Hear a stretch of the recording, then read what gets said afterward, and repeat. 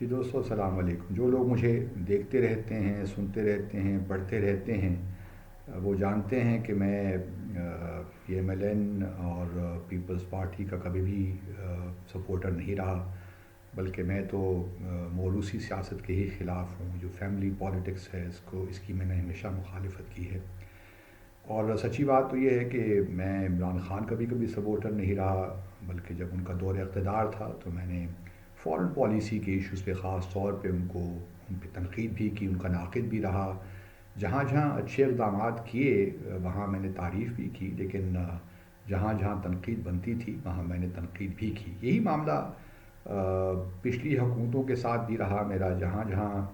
مجھے کوئی اچھا اقدام نظر آیا پیپلز پارٹی کے حوالے سے، میں نے اس کو بھی سراہا. اسی طرح پی ایم ایل این نے اگر کوئی اچھا کام کیا تو میں نے اس کو بھی سراہا. تو کوشش میری یہی رہی کہ میں آبجیکٹیولی چیزوں کو دیکھوں، کیونکہ 36 سال میں نے سفارتکاری میں گزارے ہیں، اور میں سمجھتا ہوں کہ اس ایج اور اسٹیج میں وہ افورڈ نہیں کر سکتا جو کہ شاید باقی لوگ کر سکتے ہیں. میں چاہتا یہی ہوں کہ جو بات مجھے صحیح لگتی ہے، اور میں بھی کوئی عقل کل نہیں ہوں، بہت سی غلط اسسمنٹ میرے سے بھی ہو سکتی ہیں، انڈرسٹینڈنگ بھی غلط ہو سکتی ہے چیزوں کے حوالے سے، لیکن ایمانداری کے ساتھ کوشش یہی کرتا ہوں کہ جو بات کہوں سچ کہوں، اور جو ریاست پاکستان کے مفادات ہیں ان کو سامنے رکھ کر کہوں. تو یہی میرا ہمیشہ طرز عمل رہا ہے. اوبیسلی کچھ لوگ کہتے ہیں کہ بھئی آپ کھل کے سامنے کیوں نہیں آتے، آپ کسی ایک پارٹی کے ساتھ کیوں نہیں ہو جاتے. بہت سے لوگ بہت سے مشورے دیتے ہیں، لیکن میں ان کو یہی کہتا ہوں کہ اگر میں نے پبلک ایک لحاظ سے اپنے آپ کو میڈیا کے ساتھ منسلک کیا ہے تو پھر لازم یہی ہے کہ میں بغیر کسی پولیٹیکل ایفیلیشن کے اپنی بات کہوں، اور یہی میں کوشش کرتا رہا ہوں. اب انتخابات پاکستان میں ہو گئے ہیں، اور جی چاہتا ہے کہ عمران خان کو آج سراہوں.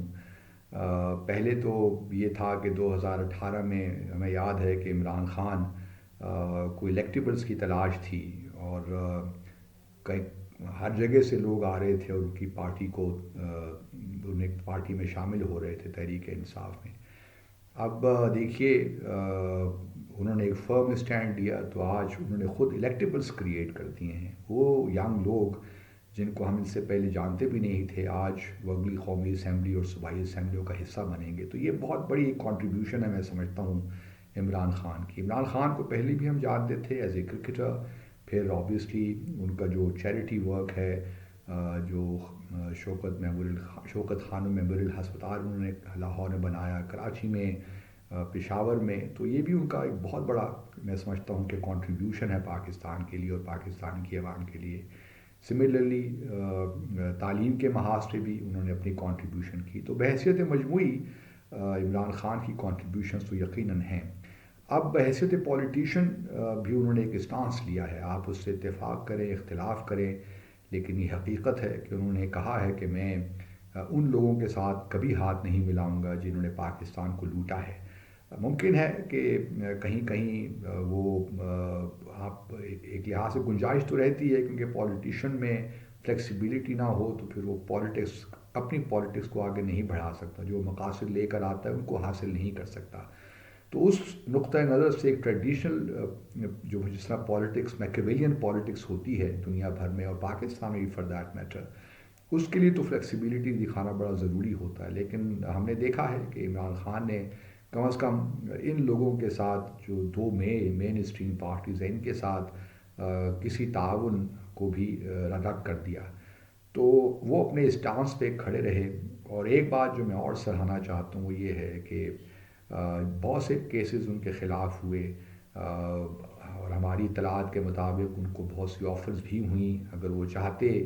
تو نواز شریف صاحب کی طرح وہ بھی ملک چھوڑ کے لنڈن جا کر اپنے بچوں کے ساتھ رہ سکتے تھے، لیکن انہوں نے فیصلہ یہی کیا کہ میں نے پاکستان ہی میں رہنا ہے، اور جو بھی مقدمات ان کے خلاف بنے ہیں ان کا سامنا کرنا ہے. اب ان کو توشہ خانہ میں اور سائفر میں اور عدت کے معاملے میں سزائیں بھی ہو گئی ہیں، لیکن وہ اپنے قدم جمائے کھڑے ہیں، اور ان کا کہنا یہی ہے کہ وہ پاکستان کے لیے ہیں اور یہیں مریں گے اور یہی ان کی زمین ہے، اور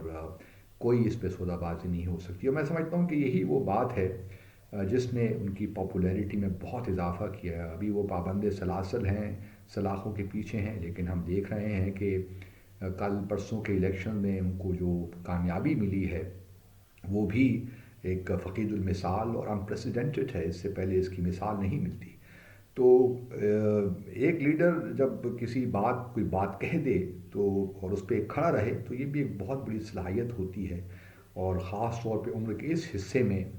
تو اور زیادہ انسان کمزور پڑ جاتا ہے اور بہت سی چیزیں ہو جاتی ہیں۔ لیکن جس طرح عمران خان صاحب ڈٹ کر کھڑے ہیں،